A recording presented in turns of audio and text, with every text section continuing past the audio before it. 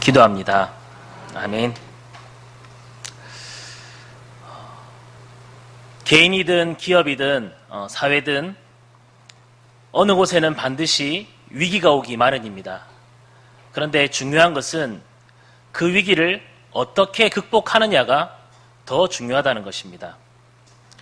1982년에 존슨 앤 존슨이라는 회사에서 있었던 일입니다. 우리나라 성도님들도 머리가 아프거나 조금 감기 기운이 오려고 할 때 드시는 약 중에 가장 많이 드시는 약이 어떤 약입니까? 타이레놀. 타이레놀 하면 모르는 사람이 없을 것입니다. 1982년에 이 타이레놀을 만든 회사가 존슨 앤 존슨이라는 그 회사입니다. 애기 파우더 만드는 회사, 베이비 오일 파우더 만드는 그 회사가 타이레놀 약을 만들었습니다. 그런데 1982년에 그 타이레놀 약병에 누군가가 독극물을 집어넣었습니다. 그리고 그 약을 먹은 사람이 숨지는 일이 발생했습니다. 만약에 여러분이 운영하는 회사에 그 수억 개의 병들 중에서 하나의 병에서 그 약을 먹은 사람이 죽었다. 그럼 어떻게 하시겠습니까? 이 회사는 이 사실을 그대로 공개하고 그 독극물 넣은 사람을 수배를 하고 시중에 나와 있는 모든 약들을 수거했습니다. 그리고 수거한 약들을 낸 집에 다시 새로 낮게 포장을 해서 다시 다 보내주었습니다. 그리고 이것을 미국 전역에 공개하고 알렸습니다. 이렇게 해서 들어간 돈이 손해액이 약 2,400억이라고 합니다. 이 회사는 2,400억이라는 돈을 손해를 봄에도 불구하고 모든 것을 감수했습니다. 회사의 상담원을 더 늘려서 일일이 걸려오는 전화에 상담을 하도록 하고 모든 사람들에게 다 해주었습니다. 그랬더니 다시 그 회사는 그 위기를 극복하고 지금은 전 세계적으로 믿을 만한 회사, 타이레놀 하면 머리 아플 때 먹는 약 이라는 인식이 세상 모든 사람들에게 인식되었습니다. 또 우리나라 가전제품 중에서 어떤 회사의 제품을 굉장히 좋아하십니다. 왜 좋아할까요? 애프터 서비스. 이 애프터 서비스라는 그 이름을 만든 회사가 바로 그 S라는 회사입니다. 그래서 어른들이 그 회사 제품을 좋아하는 이유는 서비스가 좋아서. 저도 2004년도에 경험을 했습니다. 노트북이 고장이 났는데 전화를 했습니다. 노트북이 안 됩니다. 한 5년 전에 구입했던 건데 오래되어서 노트북이 되지 않습니다라고 했습니다. 그랬더니 거기 상담받는 인터넷 기사분께서 고객님 주소에 이걸 쳐서 한번 들어가 보세요 하더니 제가 눌렀더니 그때부터 제가 하는 게 아니라 그 직원이 제 컴퓨터를 접속을 해서 다 세팅을 다시 하는 겁니다. 그리고는 안 좋은 곳을 다 걸러주고 완전 새 것처럼 속도도 성능도 모든 것들을 회복시켜주는 것을 경험했습니다. 그 삼성이라는 회사가 위기가 있었습니다. 어려움이 있었습니다. 그때 그 대표 회장이 뭐라고 했냐면 이제부터 회사가 성공할 수 있는 비결은 애프터 서비스다. 그래서 애프터 서비스 전담반을 만들고 고객들이 오래된 제품, 고장난 제품을 가져오면 수리해주는 것들을 그 회사에서 처음으로 만들었습니다. 그 결과 그 기업은 우리나라를 넘어서서 세계적인 기업으로 발돋움하고 있다는 것입니다. 제가 국제공항 해외 여러 군데 나가보면 공항에 내려서 가장 먼저 들어오는 광고판이 바로 그 회사의 광고 이렇게 그림이었습니다. 이처럼 모든 위기를 어떻게 극복하느냐가 중요합니다. 그 위기가 닥쳤을 때 해법은 단 한 가지입니다.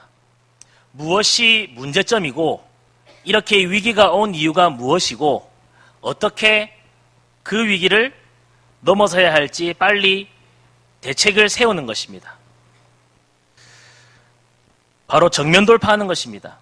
그래서 많은 대기업들은 이렇게 어려운 상황에 그 일들을 처리할 수 있는 전담반을 만들고 컨틴전시 플랜이라는 것을 갖추고 있습니다.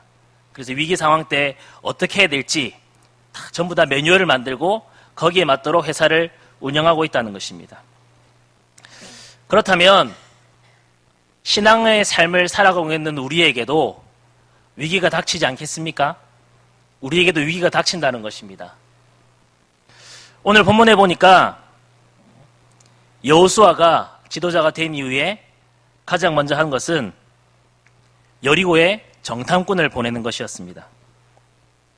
이 여호수아는 본인도 정탐꾼 출신입니다. 민수기 13장에서 모세가 하나님의 명령으로 12명의 정탐꾼을 보내었습니다. 각 지파에 한 명씩 해서 12명의 정탐꾼을 보내었을 때 이 여호수아도 정탐꾼이었습니다. 어떻게 생각해보면 이 여호수아는 이미 가나안 땅을 정탐한 사람입니다. 어떻게 생겼는지 자신이 가보았기 때문에 자신의 손바닥에 가나안이 있을 정도로 훤히 아는 사람이었습니다. 그래서 자신이 리더가 되었기 때문에 이제 내가 말만 하는 대로 따르면 된다. 내가 하는 대로 따라라. 내가 갔다 와봤잖아. 여기서 갔다 와본 사람 있어? 없잖아. 나와 갈렙 말고는 없잖아. 라고 하면서 오히려 자신의 더 위대함을 드러낼 수도 있었을 것입니다. 그런데 여호수아는 그렇게 하지 않았습니다. 정탐꾼을 보냅니다.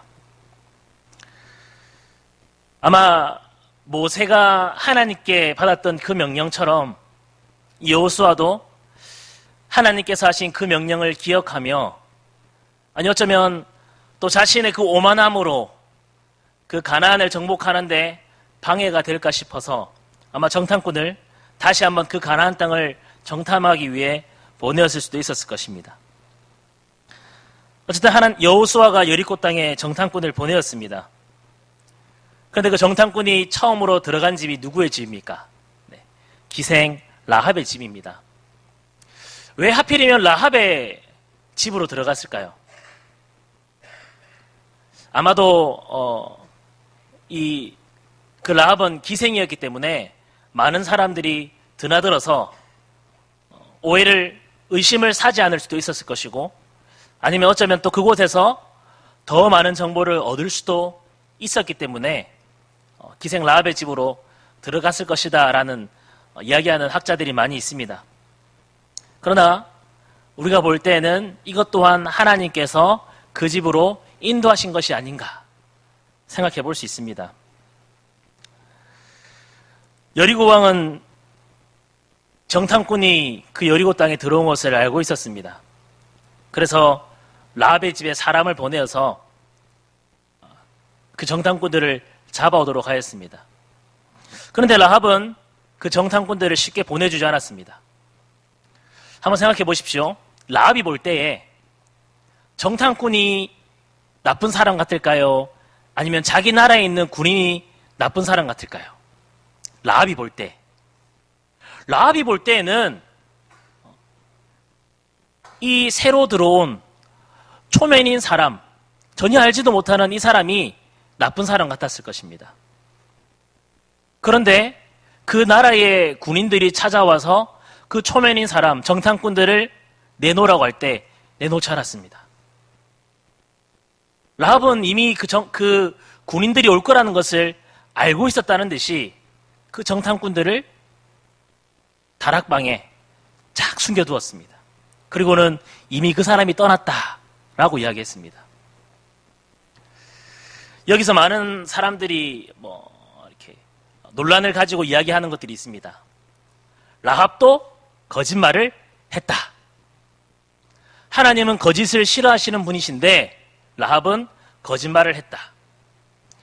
제가 우리 성도님들께 한번 여쭤보겠습니다. 라합은 거짓말을 했습니까? 안 했습니까? 했습니까? 그러면 하나님께 벌을 받아야겠네요. 거짓말을 했으니까. 네. 이런 식으로 이 라합에 대해서 성경에 올라간 이 라합의 이름이 성경에 올라간 것, 또 이 라합의 한 행동에 대해서 자꾸 딴지를 걸고 본론을 이렇게 자꾸 흐리는 많은 학자들이 있습니다.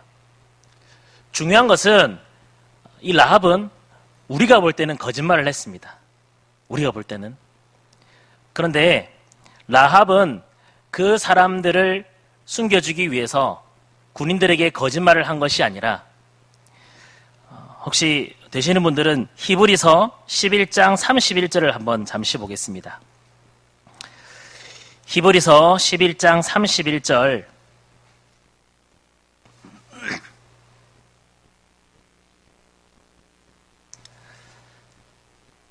히브리서 11장 31절에는 이렇게 적혀 있습니다. 믿음으로 기생 라합은 정탐꾼을 평안히 영접하였으므로 순종하지 아니한 자와 함께 멸망하지 아니하였도다. 다시 말하면 이 라합은 그 군인들에게 거짓말을 한 것이 아니라 정탐꾼을 평안히 영접했습니다. 또 더불어서 뒤에 나와 있는 것이 순종하지 아니한 자와 함께 멸망하지 아니하였다. 바꾸어 말하면 라합은 순종했다는 것입니다. 우리가 자꾸 거짓말을 했다 안 했다, 하나님께서 거짓말을 싫어하신다. 물론 하나님 거짓말 싫어하십니다. 그러나 그 거짓말은 누구를 속이는 것입니까? 하나님을 속이는 것입니다. 우리가 거짓말을 하는 이유는 하나님을 속이고 사탄이 즐거워하는 일을 하기 위해서 거짓을 하는 것입니다. 그러나 이 일은 하나님의 말씀에 순종하기 위한 것, 어떻게 보면 하나님의 진리에 서기 위한 것임을, 불가피한 것임 우리가 알아야 한다는 것입니다. 그래서 이것이 거짓말이다 아니다를 떠나서 정탐꾼을 환영했다고 볼 수 있는 그러한 측면, 또 하나님의 말씀에 순종하기 위한 삶으로 볼 수 있다는 것입니다. 제가 이렇게 말씀드렸다가 앞으로 계속 거짓말을 하시면서 이것은 하나님의 진리에 서는 것입니다라고 하시면 안 됩니다. 우리 집에 만약에 하나님을 잘 믿는 사람이 우리 집에 숨어 들어왔습니다. 그때 군인이 들어와서 지금 내놓지 않으면 다 죽이겠다. 어떻게 하겠습니까? 솔직하게 그 하나님을 믿는 사람을 내놓겠습니까? 다 거짓말 할 수도 있을 것입니다. 아니, 그 군인을 속일 수도 있을 것입니다. 그런데 우리는 거짓이냐, 거짓말 했냐 안 했냐를 따질 것이 아니라 하나님의 편에 서 있냐 서 있지 않냐를 따져보아야 한다는 것입니다. 이 라합은 어느 편에 서 있었던 사람입니까? 하나님의 편에 서 있었던 것입니다. 어떻게 보면 하나님의 일을 방해하려고 하는 그 사탄을 속인 것과도 같다고 볼 수 있습니다. 그래서 이 라합은 이스라엘 민족이 개처럼 여기는 기생입니다. 장녀입니다. 생존권조차 없는 여인이었습니다. 그럼에도 불구하고 이 라합은 이스라엘의 역사에서 당당한 믿음의 조상으로 성경이 히브리서에 올라가 있고, 또 마태복음에 예수 그리스도의 족보에 올라가 있는 인물이기도 합니다. 그것은 이 라합이 자신의 삶의 위기를 기회로 잘 바꾸었기 때문입니다. 그럼 어떻게 우리의 인생을, 우리의 위기의 가정을, 우리의 위기의 삶들을 어떻게 극복해야 할지에 대해서 함께 살펴보겠습니다. 첫 번째로 하나님을 알아야 한다는 것입니다. 오늘 본문 말씀에 보면 2장 10절 11절입니다. 이는 너희가 애굽에서 나올 때 여호와께서 너희 앞에서 홍해물을 마르게 하신 일과 너희가 요단 저쪽에 있는 아모리 사람의 두 왕 시혼과 옥에게 행한 일, 곧 그들을 전멸시킨 일을 우리가 들었음이니라. 우리가 듣자 곧 마음이 녹았고 너희로 말미암아 사람이 정신을 잃었나니 너희의 하나님 여호와는 위로는 하늘에서도 아래로는 땅에서도 하나님이시니라. 아멘. 정탐꾼들은 이 라합의 집에서 라합이 자신들을 숨겨준 것에 대해서 아마 놀랐을 것입니다. 아니, 초면인 우리를 숨겨주고 또 그 군인들에게 거짓말하는 모습을 보면서 굉장히 놀랐을 것입니다. 그런데 이 아무것도 아닌 천박한 이 여인의 입에서 이러한 고백이 나왔음에 더 놀랐을 것입니다. 지금 개역 개정에는 위로는 하늘에서도 아래로는 땅에서도라고 되어 있지만 우리 개역 한글에 뭐라고 되어 있습니까? 상천하지. 위로는 하늘로도 아래로는 땅으로도, 다시 말하면 이 세상 어디에도 하나님 같은 신분은 없음을 이 라합이 고백하고 있다는 것입니다. 이 위로는 하늘에서도 아래로는 땅에서도 라는 이 개념이 성경에서는 3번밖에 나오지 않습니다. 그런데 이 3번 모두 하나님의 주권, 하나님의 위대하심에 대해 설명하고 있는데, 그 하나님의 주권에 대해서 이 여인이, 이 기생인, 이 창녀인 이 여인의 입에서 그러한 말이 나오고 있다는 것입니다. 이스라엘 백성들이 볼 때는 이방인입니다. 아무것도 아닌 사람입니다. 그런데 이 여인의 입에서 이 하나님의 주권에 대해서 분명한 고백이 나오고 있다는 것입니다. 우리 성도님들, 하나님을 잘 알고 계십니까? 때로는 우리가 하나님을 오해하고도 있습니다. 우리가 하나님을 어떻게 오해합니까? 이거 하지 마라, 저거 하지 마라, 저거는 나쁜 거다, 하지 마라, 하지 마라. 자꾸 우리가 하나님을 하지 마라는 분으로 오해하고 있습니다. 그러나 분명한 것은 성경의 더 많은 곳에서 이렇게 하면 이렇게 할 것이다, 우리에게 주시고 우리에게 함께 하시고 우리의 모든 것이 되신다는 그 하나님의 말씀이 더 많이 나와 있다는 것을 우리는 알아야 한다는 것입니다. 하나님을 안다는 것은 무엇입니까? 하나님을 안다는 것 무엇입니까? 우리 목사님 근래 들어 가장 많이 말씀하셨던 것, 요한복음 17장 3절, 영생은 참 하나님과 곧 그가 보내신 자 예수 그리스도를 아는 것이라.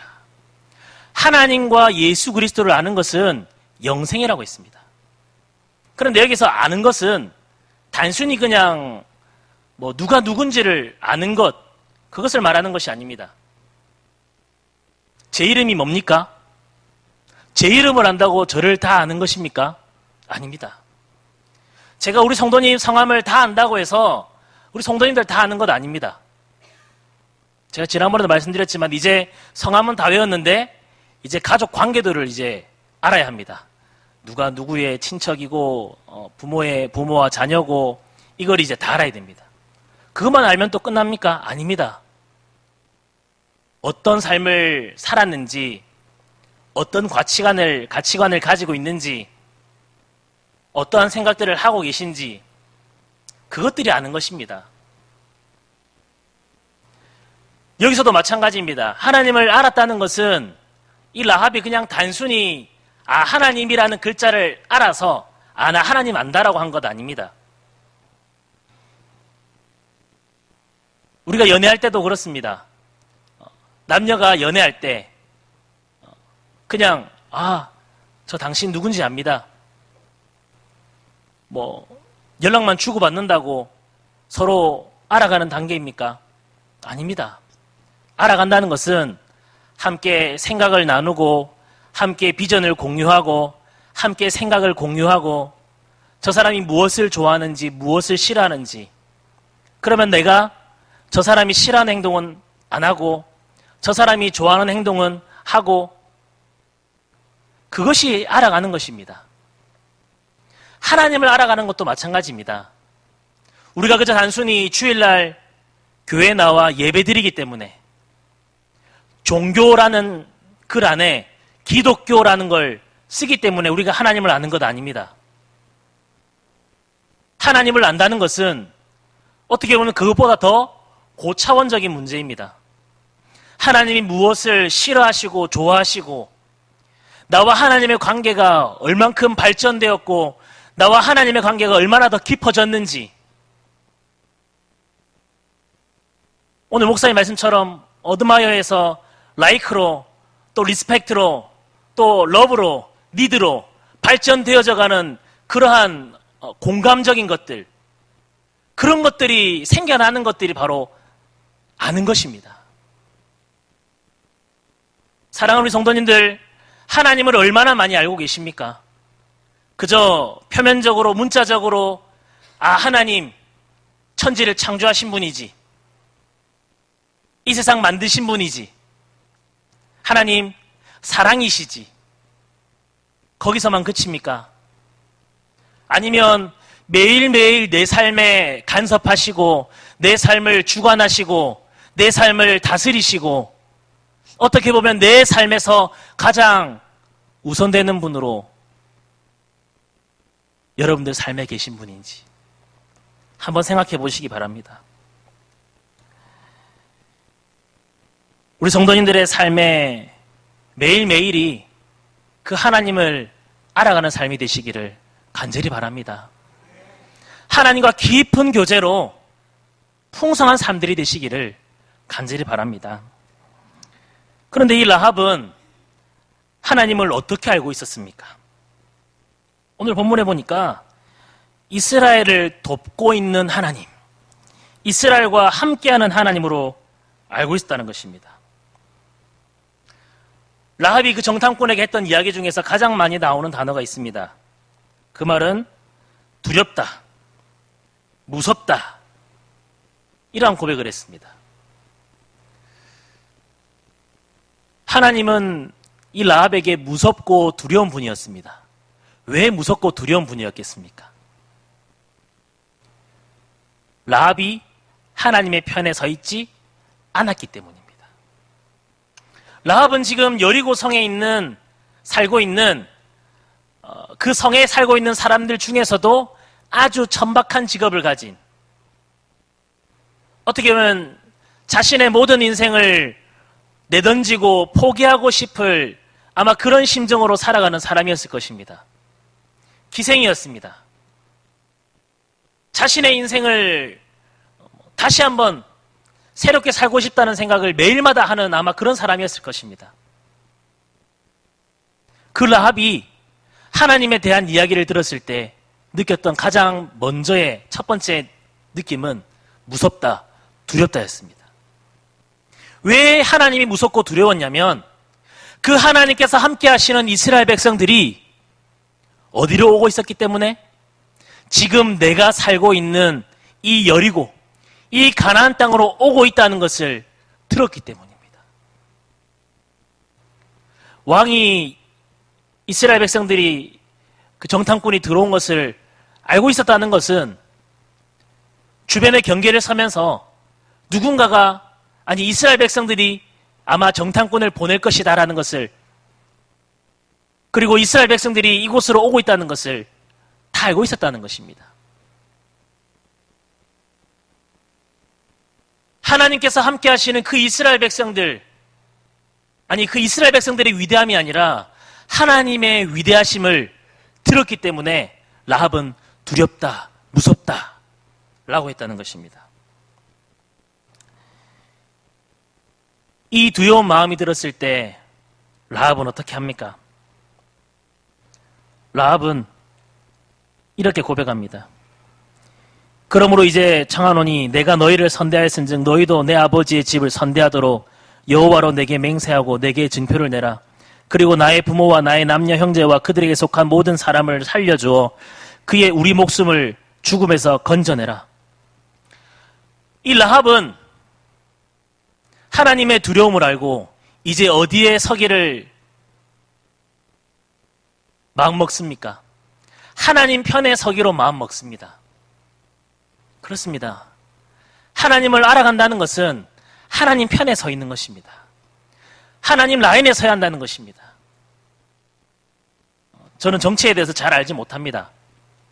그런데 제가 보니까 왜 정치 철새라고 합니다.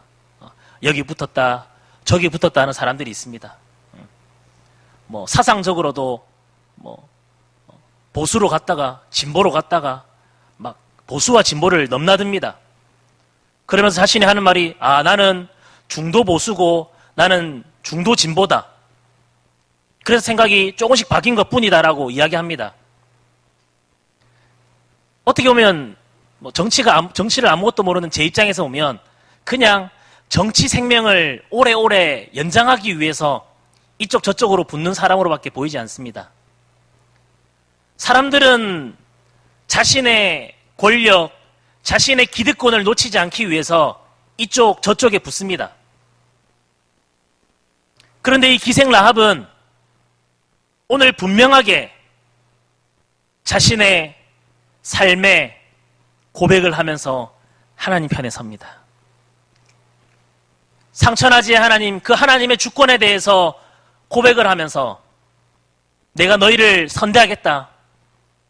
대신 우리의 가정, 그 이스라엘 백성과 함께 하신 하나님, 우리의 가정을 지켜주시길 원한다.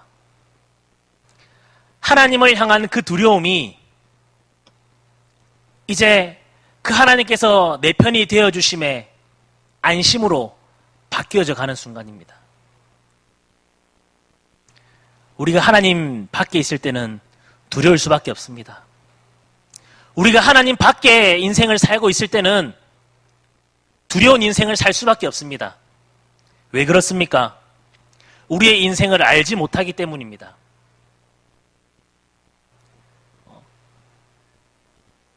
오늘 새벽에 20세 이하 피파 경기가 있었습니다.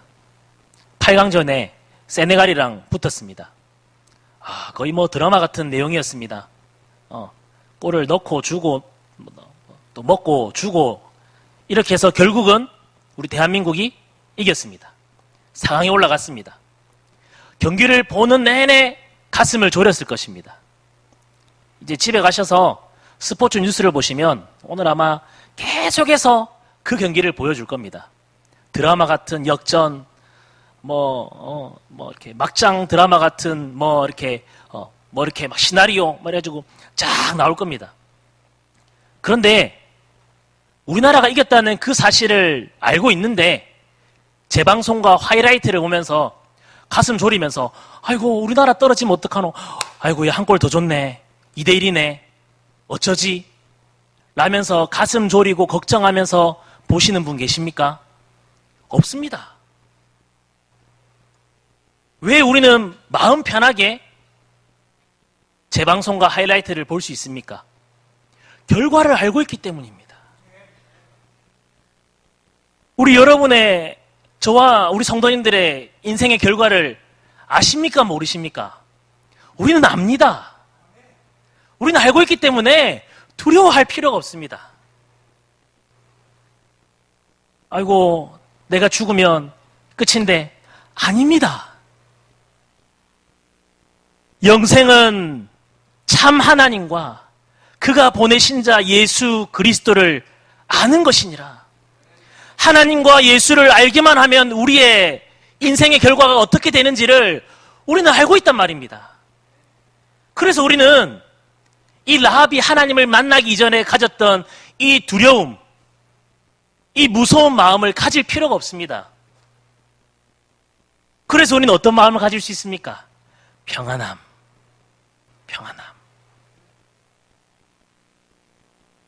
라합은 하나님 모를 때는 두렵고 떨리는 마음으로 살았습니다. 이제 이 정탐꾼을 보낸 이후에 라합의 마음은 어떻겠습니까? 제가 볼 때는 이 라합은 이제 자신의 직업 다 버리고 가족들만 자기 집에 모아두고 아마 평안의 노래 매일마다 부르지 않았을까 그렇게 생각해 봅니다. 어떻게 보면 자신이 살았던 그 여리고 땅이 사라지는 것에는 슬픔이 있을 수 있을 것입니다. 자신이 알았던 사람들의 죽음에 대해서는 슬플 수도 있을 것입니다. 그러나 자신의 가정, 자신의 집에 있는 모든 혈연, 친척들은 그 하나님으로 말미암아 구원받을 것임을 알았기에 아마 감격에 노래와 찬송을 했을지도 모릅니다. 하나님을 안다는 것은 바로 이것입니다. 하나님을 알면 우리의 인생 두렵고 무서운 마음으로 매일매일을 살아가고 떨리는 마음으로 살아가는 것이 아니라 구원의 감격과 구원의 기쁨 때문에 즐거움과 감사로 우리의 삶을 살아갈 수 있다는 것입니다. 우리의 환경이 지금 당장 나를 힘들고 어렵게 한다고 해서 내 삶이 왜 이래 원망하고 불평하는 인생이 아니라 어떻든 간에 우리의 결과는 뻔하지 않습니까? 이 인생이 우리의 인생의 끝이 아니라 이 이후에 올 우리의 인생을 기대하시면서 감격과 기쁨의 삶으로 살아가시는 우리 모든 성도님 되시기를 주님의 이름으로 축원합니다. 이 라합은 그저 하나님을 알았던 것뿐만 아니라 자신의 모든 것들이 다 바뀌었습니다. 새로운 결단을 합니다. 새로운 선택을 합니다. 하나님을 만나고 하나님을 알아가는 우리의 인생도 달라져야 합니다. 이제는 선택의 기로에 서 있을 때마다 우리는 하나님의 편에서 그 모든 것들을 결정해야 한다는 것입니다.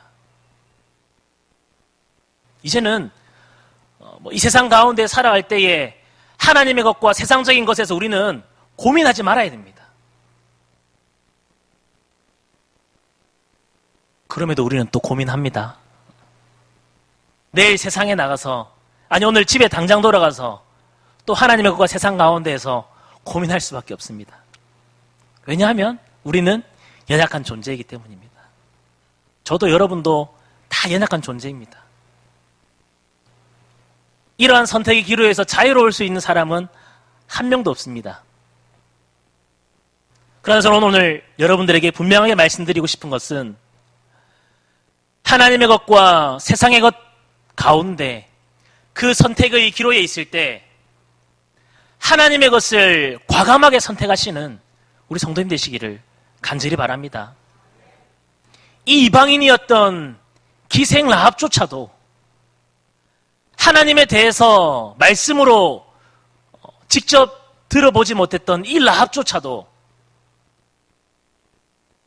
자신의 모든 것들을 과감히 버리고 하나님을 선택했습니다.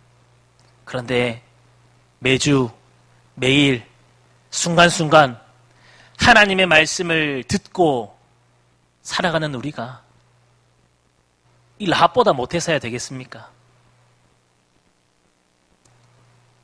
이 정탐꾼을 평안으로 영접한 그 믿음, 라합의 그